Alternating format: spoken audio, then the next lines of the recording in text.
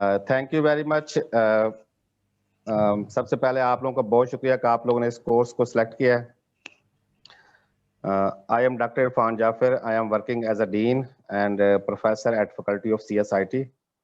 Basically, my whole research work is around machine learning and image processing. Basically, इस course में आपने सिर्फ एक चीज सीखनी है कि जो टेक्निक्स हम स्टडी करेंगे मशीन लर्निंग की, उसको किसी भी डोमेन के ऊपर अप्लाई कैसे करना है। इट डजंट मीन कि आप सॉफ्टवेयर इंजीनियरिंग डोमेन में जाके काम करेंगे या नेटवर्किंग की डोमेन में काम करेंगे या कोई इमेज प्रोसेसिंग में या वीडियो प्रोसेसिंग में काम करेगा। आप दुनिया की किसी भी फील्ड में काम करना चाहते हैं, आप काम कर सकते हैं। आपने सिर्फ इस कोर्स के अंदर एक ही चीज की लर्निंग करनी है कि जो टेक्निक्स हम स्टडी करेंगे उसको किसी भी डोमेन के ऊपर आपने इम्प्लीमेंट कैसे करना है या डिप्लॉय कैसे करना है।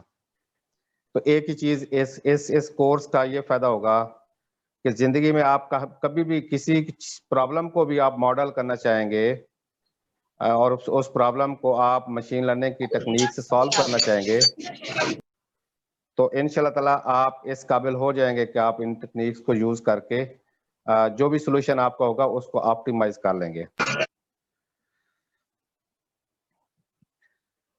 तो basically machine learning is a branch of artificial intelligence. Basically ये जो सारी आर्टिफिशियल इंटेलिजेंस, मशीन लर्निंग, ये जो सारी चीजें हम डिस्कस करते हैं, ये सारी अंडर द अम्ब्रेला आती है आर्टिफिशियल इंटेलिजेंस के। तो कोई बता सकता है कि आर्टिफिशियल इंटेलिजेंस होती क्या है या आपके माइंड में क्या है कि आर्टिफिशियल इंटेलिजेंस क्या है बेसिकली?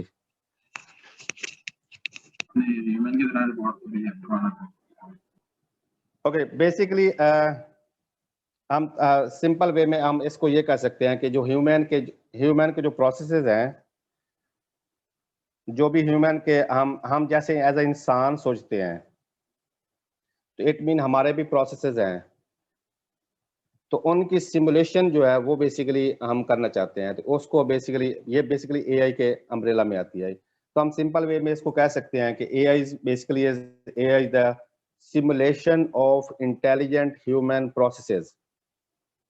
कि ह्यूमन प्रोसेसेस की जो इंटेलिजेंट ह्यूमन प्रोसेस हैं उनको सिमुलेट करना चाहते हैं। फॉर एग्जांपल, हम जैसे ब्रेन में हम सोचते हैं कि हम किसी चीज को टच करते हैं तो हमें फील होता है ये हॉट है, तो हमारा जो ब्रेन है वो डिसीजन करता है कि जी ये और वो डिसाइड करके हमें देता है ये हॉट है वाकई।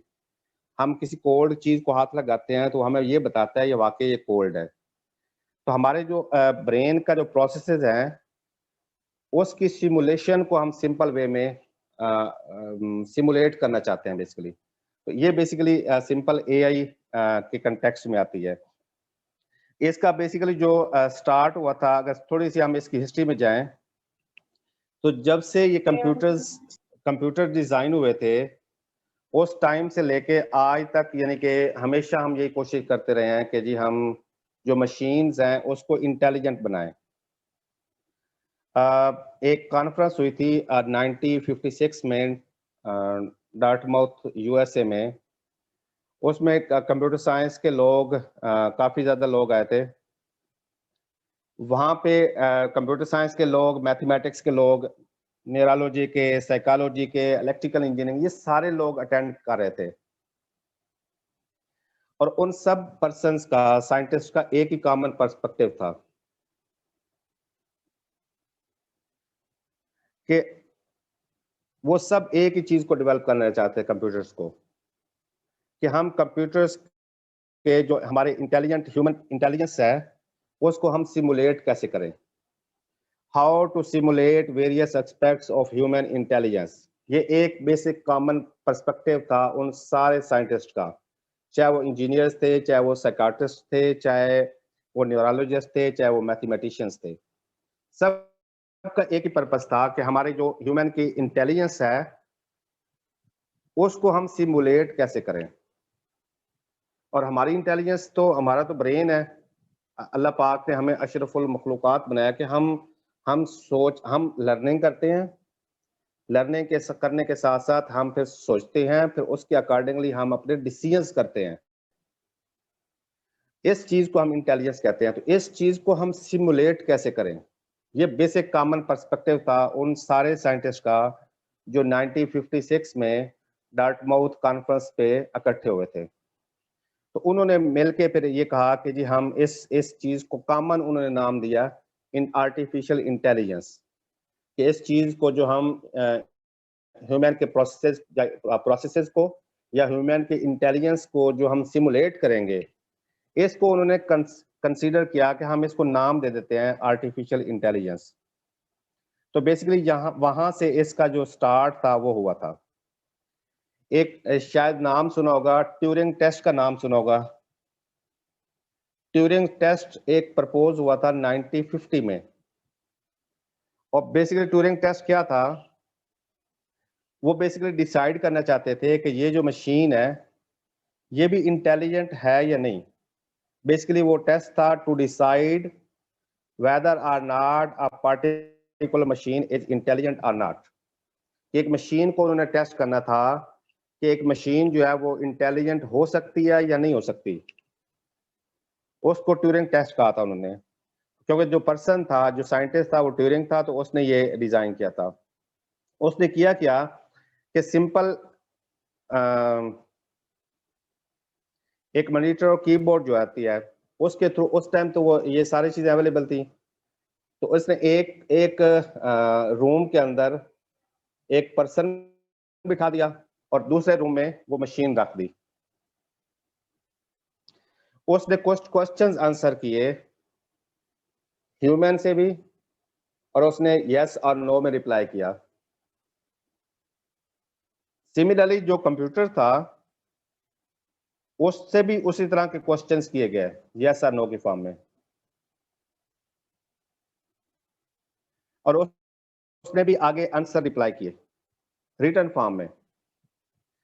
तो बेसिकली जो पर्सन उनको जज कर रहा था उसको ये डिसाइड करना था कि कंप्यूटर किस रूम में पड़ा है और जो जो ह्यूमन पर्सन बैठा वो किस रूम में बैठा है, और उनके जो आंसर्स आ रहे थे उनमें डिफरेंशिएट कर सके ये ह्यूमन के कौन से हैं और कंप्यूटर के कौन से हैं। ये बेसिकली फर्स्ट टेस्ट प्रपोज किया गया था, जिसको हम द मोस्ट फेमस टेस्ट कहते हैं, ट्यूरिंग टेस्ट, इन 1950 बाय एलन ट्यूरिंग। तो उसने ये टेस्ट परफॉर्म किया था, और वो एट देन जो आंसर्स आए थे उनकी बेस पे ये डिसाइड नहीं कर सका था कि कौन से आंसर्स जो हैं वो ह्यूमन के हैं और कौन से आंसर्स जो हैं वो मशीन की तरफ से आ रहे हैं। वहां से इन्होंने सोचा कि इट मीन के मशीन जो है वो भी इंसान की तरह कुछ काम कर सकती है। तो बेसिकली ये वहां से स्टार्ट हुआ था कि अगर हम एक कुछ क्वेश्चन जो होते हैं ये ऑलरेडी हम ट्रेंड कर दें किसी चीज को, कि जी अगर हम पूछें जी कि इस टाइप की चीज है तो उसका ये आंसर आएगा, इस टाइप की चीज होगी तो इसका आंसर ये होगा। तो इट मीन मशीन जो होगी वो अपने अंदर कुछ मेमोरी बनाएंगी, मेमोरी बना के उसको स्टोर करना स्टार्ट कर देंगी। हमारे एज अ ह्यूमन हमारे अंदर क्या है, हमारे अंदर भी एक मेमोरी है, लॉन्ग टर्म मेमोरी जिसको हम कहते हैं। एक शॉर्ट टर्म मेमोरी होती है, एक लॉन्ग टर्म मेमोरी होती है। कि हम भी कोई चीज जो हमने 10 साल पहले भी सुनी होती है, 20 साल पहले सुनी होती है, वो भी हमने अंदर स्टोर की हुई है। तो इट मीन जो भी हम प्रोग्राम डिजाइन करेंगे, जो भी हम मशीन बनाएंगे, उसके अंदर एक तो मेमोरी का एलिमेंट होना चाहिए कि हम जो जो उसको ट्रेनिंग देंगे, जो जो उसकी लर्निंग करवाएंगे वो अपने अंदर स्टोर करता जाएगा। सिमिलर जिस तरह हम कोई भी अब आगे जाके इसके क्लासिफायर या इसके जो इंटेलिजेंट मेथड्स वगैरह देखेंगे तो उन सब की ट्रेनिंग करनी पड़ती है। जैसे बच्चा पैदा होता है उसकी ट्रेनिंग हम पहले करते हैं, इवन वो उसकी ट्रेनिंग स्टार्ट ही वहीं से होती है जब हम पंजाबी बोल रहे होते हैं या उर्दू बोल रहे होते हैं या हम इंग्लिश बोल रहे होते हैं। तो बच्चा आहिस्ता आहिस्ता वो लर्निंग करना स्टार्ट कर देता है। जैसे जैसे वो पीजी केजी में नर्सरी में आता है तो वहां पे फिर उसको हम अलिफ बे पढ़ाते हैं, नंबरिंग सिखाते हैं, ये सारी उसकी हम ट्रेनिंग कर रहे होते हैं।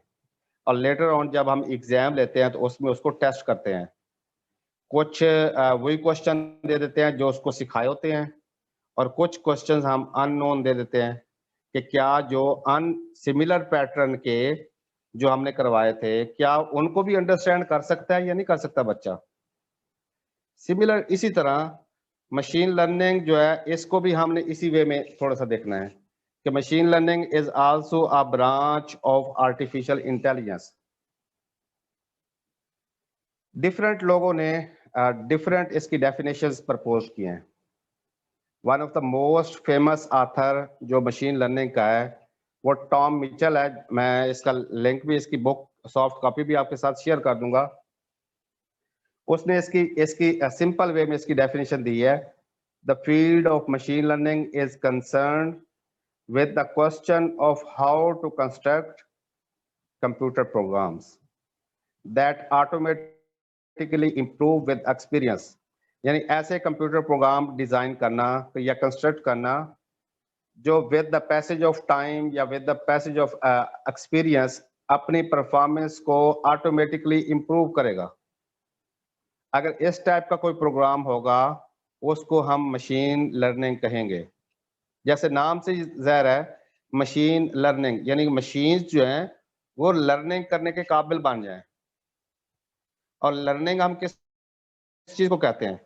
जो अंडरस्टैंड भी करे और उसके अकॉर्डिंगली लेटर ऑन डिसीजंस भी करे, उस चीज को हम लर्निंग कहते हैं। तो सिंपल वे में हम डिफाइन कर सकते हैं computer programs that automatically improve with experience is called machine learning. यानी ये तो नहीं है कि हम कोई पूरा पूरा कंप्यूटर बनाएंगे, मशीन हार्डवेयर ही जरूर बनाना है। एक सादा सा प्रोग्राम 5 लाइंस का भी प्रोग्राम हो सकता है कि अगर उसकी परफॉर्मेंस वो लर्निंग करे, उसकी performance with the passage of time बेहतर होती जाएगी, उसको हम मशीन लर्निंग कह देंगे। तो इट डजंट मीन कि हम मशीन नाम है तो सिर्फ हार्डवेयर ही शामिल होना है।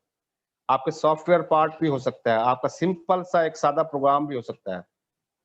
तो एज अ सॉफ्टवेयर इंजीनियरिंग कि हम कंप्यूटर साइंटिस्ट हैं तो हमने क्या करना है? हम तो छोटे छोटे प्रोग्राम्स डिजाइन करेंगे। तो हमने तो उन प्रोग्राम्स को कहना है कि ये प्रोग्राम हमारा इंटेलिजेंट प्रोग्राम है। कैसे इंटेलिजेंट है? कि जी ये इसकी हम लर्निंग करवाते हैं, ये with the passage of time अपनी परफॉर्मेंस को इम्प्रूव करता जाता है। पहले ये 30% इसकी परफॉर्मेंस थी, फिर 40% होगी, लेटर ऑन 60% होगी, फिर 90% होगी, 95% होगी। तो ये इम्प्रूवमेंट्स कैसे आएंगी? जितनी ज्यादा उसको हम ट्रेनिंग करवाएंगे। जिस तरह फॉर एग्जांपल आज आप पीएचडी कोर्स में इनरोल्ड हुए हैं, अगर किसी ने मशीन लर्निंग पहले नहीं स्टडी की हुई तो इट मीन मैं आपकी ट्रेनिंग करवा रहा हूं, तो आप लोग लर्निंग कर रहे हैं। तो may be at the end of the semester आपकी जो परफॉर्मेंस आज की है और at the end of the semester आपकी परफॉर्मेंस बहुत ज्यादा बेहतर होगी इंशाल्लाह। तो इट मीन आप लोगों की जो परफॉर्मेंस है विद एक्सपीरियंस इंप्रूव हुई है। इसी को हम मशीन लर्निंग कहते हैं। और यही काम हमने अपने इस्तेमाल से जो कोई भी कंप्यूटर का प्रोग्राम लिखना है उसके साथ हमने यही करना है। तो अगेन मैं डिफाइन कर देता हूं। द मोस्ट सिंपलेस्ट डेफिनेशन है ये computer programs that automatically improve with experience. ये टॉम मिचेल ने प्रपोज किया, उसकी द मोस्ट फेमस बुक है इसकी मशीन लर्निंग की। मैं इसकी पीडीएफ भी आपके साथ शेयर कर दूंगा। अनदर एक एमआईटी के प्रोफेसर ने प्रपोज की definition, the principles methods and algorithms for learning and prediction on the basis of past experience is also called machine learning. Again वही है कि ऐसा कोई प्रोग्राम कंप्यूटर का प्रोग्राम भी हो सकता है, कोई मेथड भी हो सकता है, कोई एल्गोरिथम भी हो सकता है जो लर्निंग करेगा पहले और लर्निंग करने के बाद लेटर ऑन वो प्रेडिक्शन करेगा, जिसको हम डिसीजंस कहते हैं अपने एज अ ह्यूमन। तो उस और किसकी बेस पे? On the basis of past experience, जो उसकी हम लर्निंग करवाएंगे with the passage of time. जो हम उसकी ट्रेनिंग देंगे, उसको ट्रेनिंग करवाएंगे उसकी, उस प्रोग्राम को या उस एल्गोरिथम को हम मशीन लर्निंग कहेंगे। तो in the broader sense any method that incorporate information from training samples in the design of a classifier imply learning। ये DHS से ग्रुप था, उसने प्रपोज की हुई थी। यानी कोई ऐसा मेथड जब हम उसकी ट्रेनिंग कर रहे होंगे उस इंफॉर्मेशन की बेस पे अपनी ट्रेनिंग करेगा और फिर उसको बाद में लर्निंग करने के लिए इट मीन उस इंफॉर्मेशन को वो लर्निंग करेगा और with the passage of time later on उसको प्रेडिक्शन करने के लिए यूज करेगा। तो अगेन हम सिंपल वे में जब डिफाइन करेंगे तो फर्स्ट डेफिनेशन जो टॉम मिचेल की वो स्टैंडर्ड डेफिनेशन है, computer programs that automatically improve with experience, यानी वो कंप्यूटर प्रोग्राम जो अपने एक्सपीरियंस के साथ अपनी लर्निंग को इंप्रूव करेंगे ऑटोमेटिकली, उसको हम मशीन लर्निंग कहेंगे। नेक्स्ट स्लाइड करना प्लीज।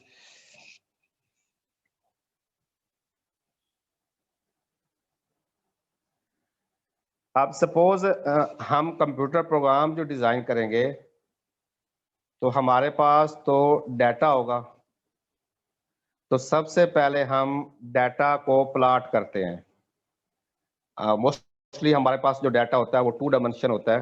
2 डायमेंशन मीन के उसके 2 एट्रीब्यूट्स हैं। अगर हम सारे कंप्यूटर साइंस के स्टूडेंट्स हैं तो डेटाबेस का टेबल देखते हैं, तो टेबल के अंदर जो रोज होती हैं वो सैंपल्स होते हैं हमारे, और जो कॉलम्स होते हैं वो एट्रीब्यूट्स होते हैं।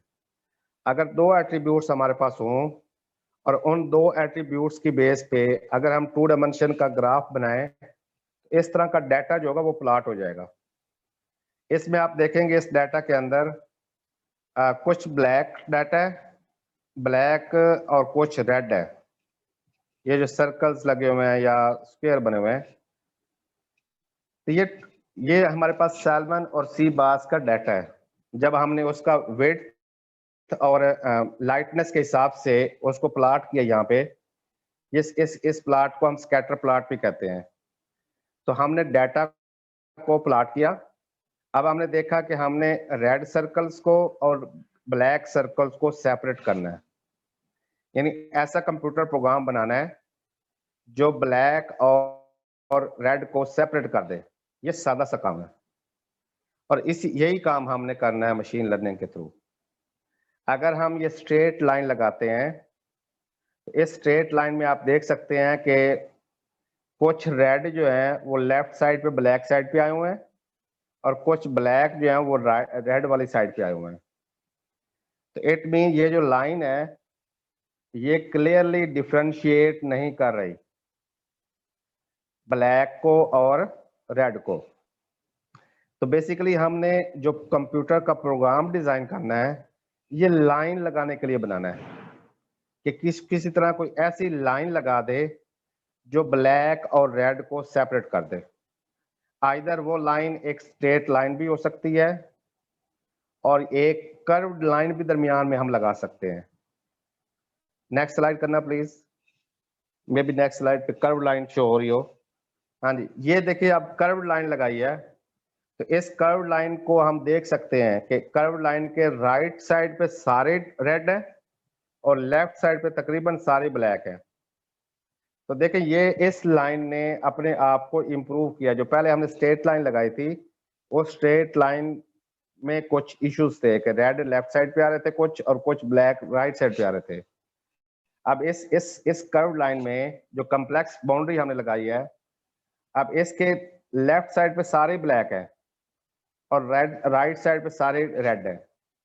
तो हमने यही काम सीखना है इस कोर्स के अंदर कि हम किसी तरह ये जो बाउंड्री है ना ये कोई कर्व टाइप के लगा लें और इन पॉइंट्स को सेपरेट कर लें। यही आर्टिफिशियल इंटेलिजेंस है, यही मशीन लर्निंग है, यही कंप्यूटेशनल इंटेलिजेंस है। ये इसी चीज को हम एवोल्यूशनरी टेक्निक्स भी कहते हैं। टू टाइप्स के अप्रोचेस हम देखेंगे।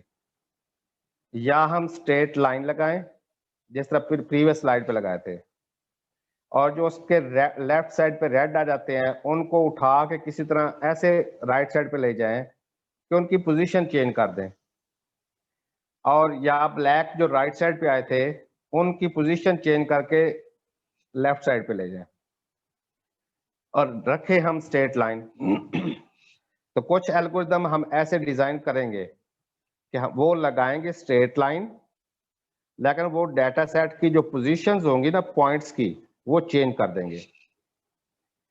और कुछ एल्गोरिदम ऐसे होंगे कि जो डाटा सेट्स के जो पॉइंट्स हैं उनकी पोजीशन को चेंज नहीं करेंगे, वो सारे डाटा पॉइंट्स अपनी अपनी लोकेशन पे पड़े रहेंगे। हम बाउंड्री को ऐसे लगाएंगे, कॉम्प्लेक्स टाइप की बाउंड्री जो उनको सेपरेट करेगी, जैसा ये बाउंड्री लगी हुई है। तो 2 टाइप्स के हमने आगे एल्गोरिदम देखने हैं। अगेन मैं बता रहा हूं, ये आगे जाके भी हम डिटेल में डिस्कस करेंगे कि कुछ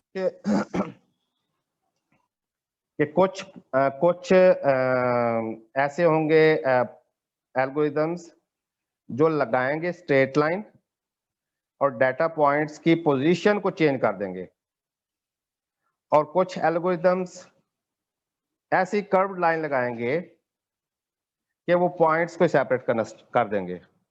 तो ये 2 डिफरेंट टाइप्स के मॉडल्स आगे जाके हम डिस्कस करेंगे। What is machine learning?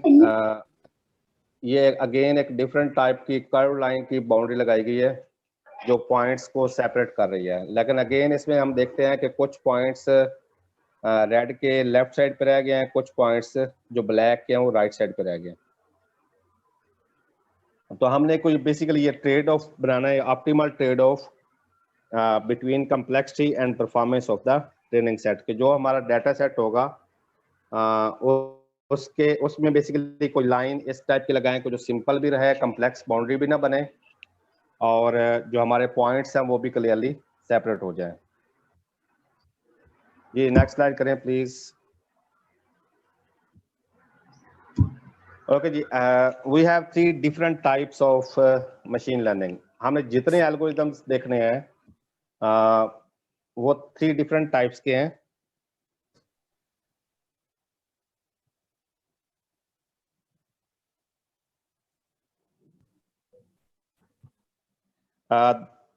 इन तीनों डिफरेंट मेथड्स के जो डिफरेंट एल्गोरिदम्स होंगे वो आगे जाके हम डिस्कस करेंगे अगेन। सबसे जो पहला मेथड है that is the supervised learning. The second one is unsupervised, and the third category is reinforcement learning. Supervised learning में हमारे पास कोई भी डाटा गिवन होता है, हमारे पास उसमें 2 टाइप्स की इंफॉर्मेशन होती है, एक इनपुट होती है, दूसरी आउटपुट होती है। यानी हमें कोई भी डाटा हमारे पास गिवन होता है तो हमें इनपुट प्लस आउटपुट को देखना होता है। अगर किसी डाटा सेट के अंदर इनपुट तो हमेशा हमें चाहिए, इनपुट के बगैर तो हम कोई काम कर ही नहीं सकते, कोई भी एल्गोरिदम हम लर्निंग नहीं करवा सकते, हम उसकी ट्रेनिंग नहीं करवा सकते। तो इट मीन इनपुट डाटा तो हमें हर हर हर हर चीज के बारे में हमें इनपुट्स उसकी चाहिए। तो सुपरवाइज्ड लर्निंग में हमें इनपुट डाटा भी चाहिए, साथ उसकी आउटपुट भी चाहिए। तो हम कोई भी प्रोग्राम, कंप्यूटर का प्रोग्राम डिजाइन करेंगे, उसको हम इनपुट्स भी देंगे और उसके साथ उसकी आउटपुट भी बता दिया करेंगे। फॉर एग्जांपल मेरे पास ये जिस तरह भी क्लास में 44 स्टूडेंट्स बैठे हैं, इन सब की अगर पिक्चर्स हो मेरे पास और मैं कोई प्रोग्राम डिजाइन करूं, मैं अगर एक प्रोग्राम डिजाइन करता हूं जिसको मैं ये पिक्चर्स दूं, ये इनपुट है मेरी, और साथ उसके ये भी बता दूं ये मेल की पिक्चर है, ये फीमेल की पिक्चर है, ये मेल की पिक्चर है, ये फीमेल की पिक्चर है, ये आउटपुट होगी उसकी। क्योंकि इसका जो हमारा प्रॉब्लम है, मैं ये आइडेंटिफाई करना चाहता हूँ जेंडर क्लासिफिकेशन का, कि मैं ये आइडेंटिफाई करना चाहता हूँ कौन सा मेल है कौन सी फीमेल है।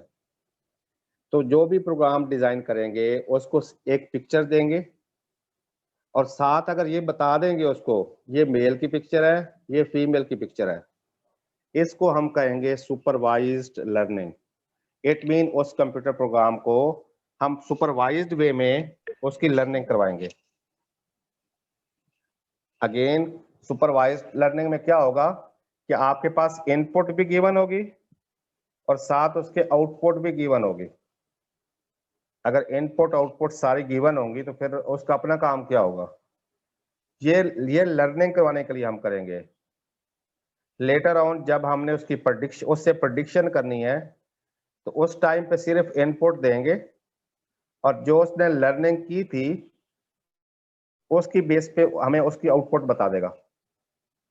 तो इट मीन जो उसकी प्रेडिक्शन होगी वो अननोन होगी। उस टाइम पे उसकी आउटपुट हम उस प्रोग्राम को नहीं बताएंगे। तो इस टाइप के लर्निंग को हम सुपरवाइज्ड लर्निंग करेंगे। तो it mean supervised learning where we get a set of training inputs and outputs. The correct output for the training sample is available. यहाँ पे लफ्ज हम यूज कर रहे हैं ट्रेनिंग। इट मीन जब वो लर्निंग कर रहा है उस टाइम पे हम उसको इनपुट भी देंगे, साथ आउटपुट भी देंगे।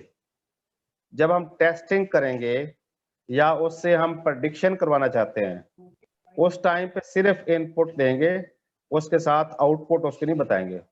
तो सपोज हमारे पास अभी 44 स्टूडेंट्स हैं, तो इसमें 47 हो गया। 47 स्टूडेंट की पिक्चर्स की बेस पे मैं लर्निंग करवा देता हूँ। अगर कुछ 10 स्टूडेंट्स बाकी हैं, उन स्टूडेंट की मैं सिर्फ पिक्चर दे दूंगा और साथ में ये नहीं बताऊंगा ये मेल है ये फीमेल है। तो उसने जो 47 स्टूडेंट की इंफॉर्मेशन की बेस पे जो supervise learning we must inherent अगर किसी किस्म की इंफॉर्मेशन है एज अ इनपुट, कोई किसी किस्म की उसमें सपोज आउटपुट गिवन नहीं भी है तो तब भी वो उस पर काम करेगा। तो it mean no specific output values are available with the learning pattern. कि जब उसकी हम ट्रेनिंग करवाएंगे तो उस टाइम पे उसकी कोई भी आउटपुट उसको प्रोवाइड नहीं करेंगे। This is known as unsupervised learning. तो सुपरवाइज्ड और अनसुपरवाइज्ड में बेसिक डिफरेंस क्या हुआ कि ट्रेनिंग के टाइम पे सुपरवाइज्ड में हम इनपुट्स एंड आउटपुट्स प्रोवाइड करेंगे, लेकिन अनसुपरवाइज्ड लर्निंग में हम सिर्फ इनपुट्स देंगे, उसकी आउटपुट्स नहीं बताएंगे। वो खुद ही डिटरमिन करेगा, खुद ही लर्निंग करेगा कि इस टाइप की आ रही है तो मैं इसकी सेपरेट कैटेगरी बनाते जाऊं, अगर इस टाइप के इमेजेस आ रहे हैं तो इनकी सेपरेट कैटेगरी बनाते जाऊं। तो इट मीन अनसुपरवाइज्ड लर्निंग में आपके पास इनपुट डाटा गिवन होगा, कोई आउटपुट उसकी गिवन नहीं होगी। तो इस टाइप के हम एल्गोरिथम स्टडी करेंगे। The third category is reinforcement learning where there are no exact output supplied, कि जिसमें कोई एग्जैक्ट आउटपुट अवेलेबल नहीं होगी। कुछ सैंपल्स की आउटपुट अवेलेबल होती है, कुछ की एग्जैक्ट आउटपुट अवेलेबल नहीं होती। तो फिर हम क्या करेंगे, इसके अंदर हम एक रिवार्ड का फैक्टर रखेंगे। रिवार्ड जिसको हम रीइंफोर्समेंट कहते हैं, जिसको रिवार्ड भी कहते हैं और पेनल्टी भी कहते हैं। अगर किसी प्रोग्राम ने हम वो किस बेस पे आइडेंटिफाई करेगा कि मैंने काम ठीक किया या गलत किया। अगर कोई जो प्रोग्राम होगा वो लर्निंग कर रहा है और उसने करेक्ट लर्निंग की है तो उसको हम रिवार्ड असाइन कर देंगे। रिवार्ड मीन कोई पॉजिटिव वैल्यू से मल्टीप्लाई कर देंगे, कोई पॉजिटिव नंबर उसमें ऐड कर देंगे। और अगर उसने गलत प्रेडिक्शन किया है तो उसकी बेस पे हम उसको पेनल्टी असाइन कर देंगे। तो कंप्यूटर प्रोग्राम को हम क्या पेनल्टी असाइन करेंगे, हम नेगेटिव नंबर से मल्टीप्लाई कर देंगे या उसमें से माइनस कुछ सब्ट्रैक्शन कर देंगे। तो जब उसको रिवार्ड या पेनल्टी मिलेगी तो उसकी बेस पे उसने आइडेंटिफाई करना है, अपनी लर्निंग करवानी है कि अगर इट मीन वो किसी डायरेक्शन में मूव कर रहा है और उसको रिवार्ड मिल रहे हैं तो इट मीन वो करेक्ट प्रेडिक्शन कर रहा है। अगर उसको किसी टाइम पे किसी डायरेक्शन में पेनल्टी असाइन हो गई है तो उस केस में वो अपने डायरेक्शन को चेंज करेगा। इट मीन उसकी जो लर्निंग है वो करेक्ट नहीं हो रही। वो अपने आप को दूसरी डायरेक्शन में मूव कराएगा, फिर देखेगा कि मुझे रिवार्ड मिला है या पेनल्टी असाइन हुई है। अगर रिवार्ड मिला तो it mean that is the correct learning, correct direction में वो मूव कर रहा है। अगर उसकी डायरेक्शन चेंज हो गई है और उसमें अगेन उसको पेनल्टी मिल गई है तो इट मीन वो रॉन्ग डायरेक्शन में मूव कर रहा है। तो आजकल जितनी हमारी गेम प्रोग्रामिंग है या रोबोटिक्स टेक्नोलॉजी है, उस सब में रीइंफोर्समेंट लर्निंग यूज होती है, जिसमें हम रोबोट बनाते हैं और उस रोबोट की हम ट्रेनिंग करवाते हैं पहले।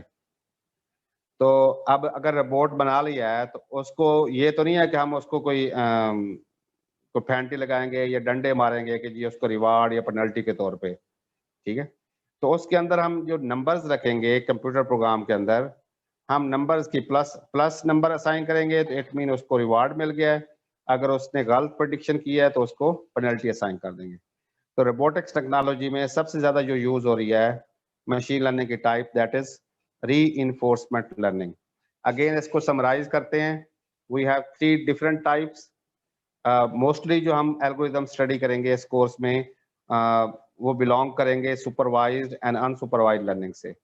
तो सुपरवाइज्ड केस में जब हम उसको लर्निंग करवाएंगे तो उसमें हम इनपुट के साथ आउटपुट भी प्रोवाइड करेंगे, और अनसुपरवाइज्ड में हम सिर्फ इनपुट्स देंगे, उसके साथ आउटपुट प्रोवाइड नहीं करेंगे। एग्जाम्पल आपको बता दिया कि आपके अगर पिक्चर्स को मैं प्रेडिक्शन कराना चाहूँ कि ये मेल किया या फीमेल किया है, तो अगर मेरे पास कोई सुपरवाइज्ड लर्निंग एल्गोरिथम डिजाइन करेंगे तो उसको आपकी पिक्चर भी देंगे, साथ ये बताएंगे ये मेल की पिक्चर है, ये आउटपुट है उसकी, ये फीमेल की पिक्चर है, ये मेल की पिक्चर है। और अगर अनसुपरवाइज्ड हमारे पास होगा तो उसको सिर्फ पिक्चर्स प्रोवाइड कर देंगे, उसको कोई भी इंफॉर्मेशन आउटपुट की नहीं देंगे कि ये मेल किया या फीमेल किया। वो खुद अपनी सेल्फ लर्निंग करेगा, कुछ कैरेक्टरिस्टिक्स ऐसे आइडेंटिफाई करेगा जिसकी बेस पे ग्रुप्स बनाना शुरू कर देगा कि इन इन पिक्चर्स की जो शेप्स हैं वो सिमिलर हैं तो इनको सेपरेट ग्रुप में रखता जाऊं, इनकी सेपरेट कैरेक्टरिस्टिक्स हैं तो इनको सेपरेट ग्रुप में रखता जाऊं, जिसको आगे जाके हम जिसको हम क्लस्टरिंग कहेंगे आगे जाके। तो क्लस्टरिंग जो होती है आगे जाके हम डिस्कस करेंगे, 2 टाइप्स के हम ये नेम यूज करेंगे, क्लस्टरिंग एंड क्लासिफिकेशन।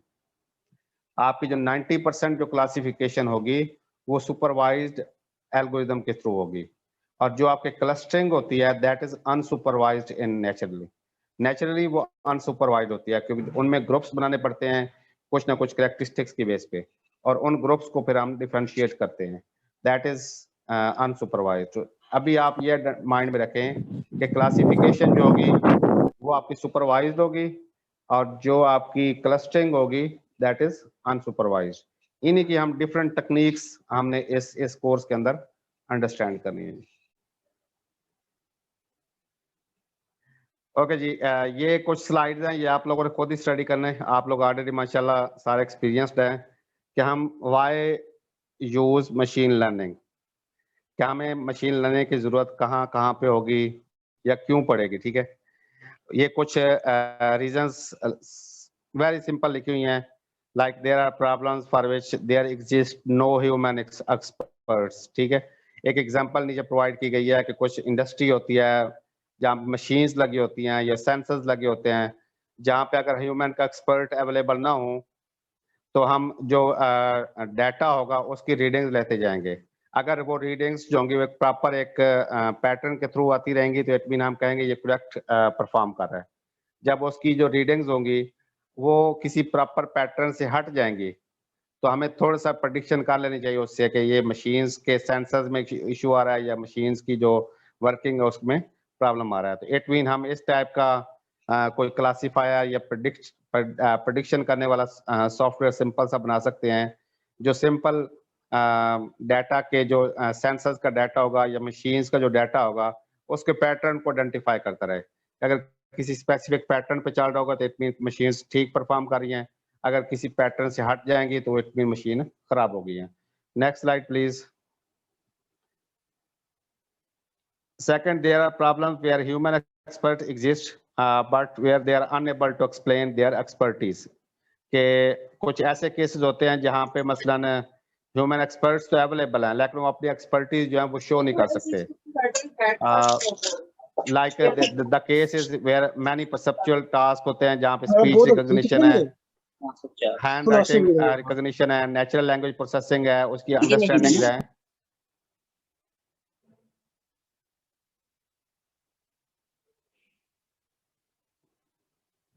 तो वहाँ पे हम इसको यूज कर सकते हैं. फॉर एग्जांपल हम एक्सपर्ट्स तो हैं, हम एज अ स्पीच रिकॉग्निशन के, हम मसलन जो अरेबिक होती है वो हम सुन सकते हैं, ठीक है, लेकिन हम उसको अंडरस्टैंड नहीं कर सकते.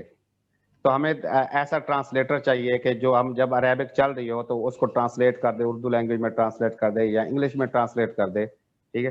तो इस टाइप का ट्रांसलेटर बना सकते हैं. हैंड राइटिंग रिकॉग्निशन होती है कि अगर वो डिफरेंट लैंग्वेज की हैंड राइटिंग है तो हम उसको कैसे अंडरस्टैंड कर सकें. OCR हम डिजाइन कर लें जो उसको रीड करे और उसको ट्रांसलेट कर दे हमारी नेचुरल लैंग्वेज में, उसको ट्रांसलेट कर दे. या फिर ये भी हो सकता है जहाँ पे मसलन क्योंकि इन केसेस में एक्सपर्ट्स भी अवेलेबल हैं कि हैंड राइटिंग अगर हमारे ओल्ड मैन्युस्क्रिप्ट्स लिखे होते हैं, ओल्ड हिस्ट्री के डॉक्यूमेंट्स बने पड़े हैं जो हैंड राइटिंग डॉक्यूमेंट्स थे, अब उनको हम कंप्यूटराइज अगर करना चाहें तो कैसे करें. या तो हम वो एक पर्सन बैठ जाए उसको लाइन बाय लाइन रीड करे, लाइन बाय लाइन रीड करके उसको कन्वर्ट करना स्टार्ट कर, या कोई ऐसा हम इंटेलिजेंट सॉफ्टवेयर डिजाइन करें जो उस हैंड राइटिंग डिजिट्स को या टेक्स्ट को ऑटोमेटिकली रीड करे और रीड करके कन्वर्ट कर दे. तो वहां पे भी हम मशीन लर्निंग के सॉफ्टवेयर डिजाइन कर सकते हैं. Next slide please.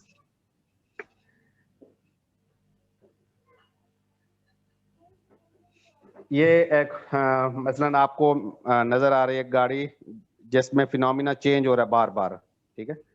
आपकी जो सराउंडिंग की जो चीजें हैं वो चेंज हो रही हैं कि कहाँ पे अगर हम एक ऑटोनोमस व्हीकल बनाना चाहते हैं, driver less car, intelligent driver हमारे पास हो, मशीन के थ्रू हम उसको ऑपरेट करना चाहें, तो उसमें देखें हमारे पास जो फिनोमिना होगा वो बार बार चेंज हो रहा होगा. कोई रोड भी चेंज हो रहा होगा, उसके लेफ्ट राइट साइड पे डायरेक्शन भी चेंज हो रही होगी, कभी आगे फ्रंट पे गाड़ी आ जाएगी, कभी फ्रंट पे कोई ऑब्स्टेकल आ जाएगी. तो इनको हम कैसे प्रेडिक्शन करेंगे.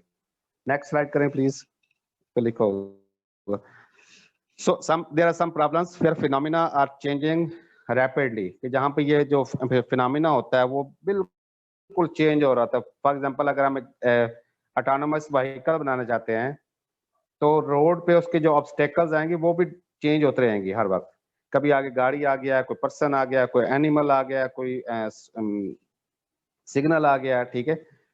तो इसी तरह अगर स्टॉक मार्केट की हम बात करते हैं तो उसकी जो प्रेडिक्शन करना चाहें तो उसका भी विद द पैसेज ऑफ, यानी हर सेकंड उसकी जो एग्जीक्यूशन होती है वो चेंज हो रही होती है, कभी ऊपर जा रही है, कभी नीचे जा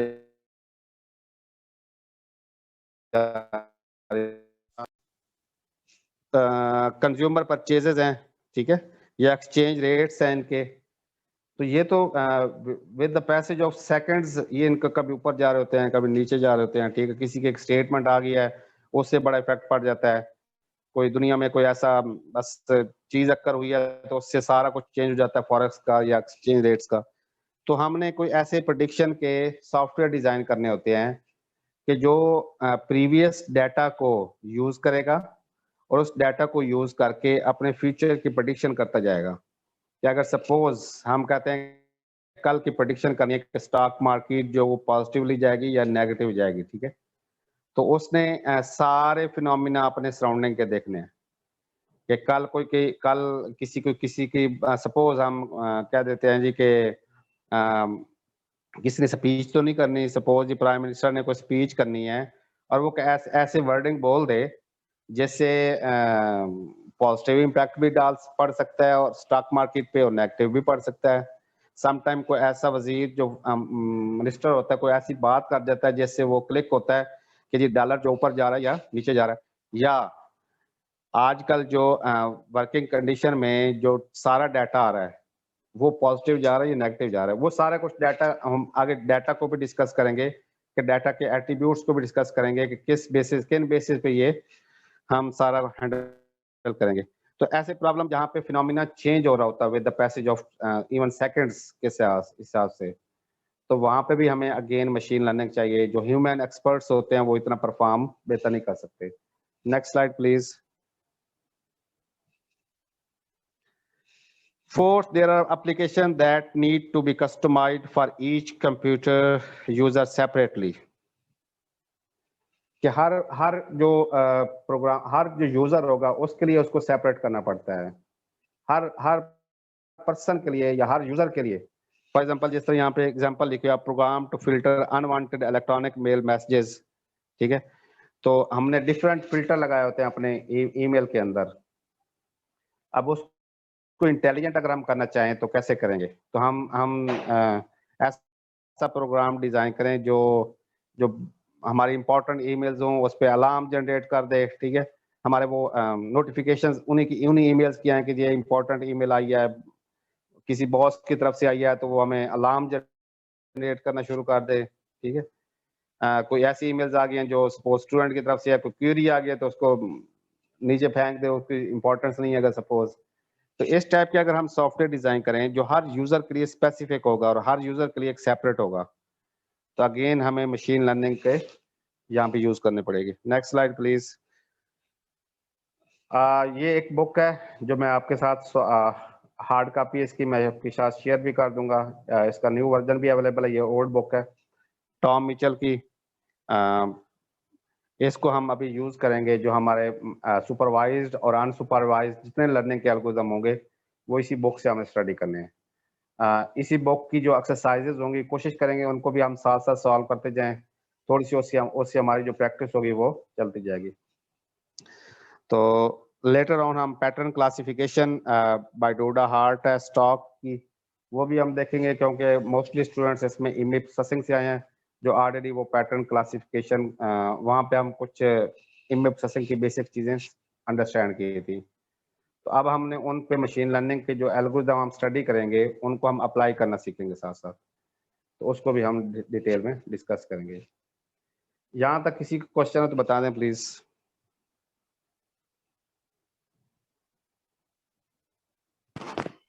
सर रीइंफोर्समेंट लर्निंग जरा दोबारा बता दीजिएगा।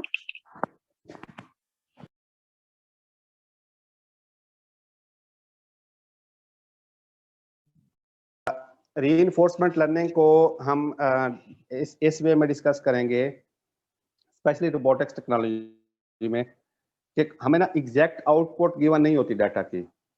वैसे ही समझें जिस तरह ये अनसुपरवाइज के केस में होता है कि हमें आउटपुट तो उस केस में तो आउटपुट बिल्कुल ही प्रोवाइड नहीं होती। इसमें कुछ ना कुछ आउटपुट प्रोवाइड होती है लेकिन एग्जैक्ट 100% करेक्ट आउटपुट प्रोवाइड नहीं होती। फॉर एग्जांपल एक हम रोबोट बनाते हैं जिसने कोई चीज उठानी है अगर सपोज, ठीक है। अब उस चीज को उसने अगर पिक करना है तो वो कैसे अपने आप की लर्निंग करवाएगा? और जो पिक करने वाला एलिमेंट है मे बी वो भी चेंज होता रहे, कभी कोई चीज पड़ी होगी, कोई भी कोई चीज पड़ी होगी। अब उसने अगर पिक करना है तो उस टाइम पे उसकी जब हम लर्निंग करवाएंगे तो हम उसको ये तो बताएंगे कि इसने पिक करना है।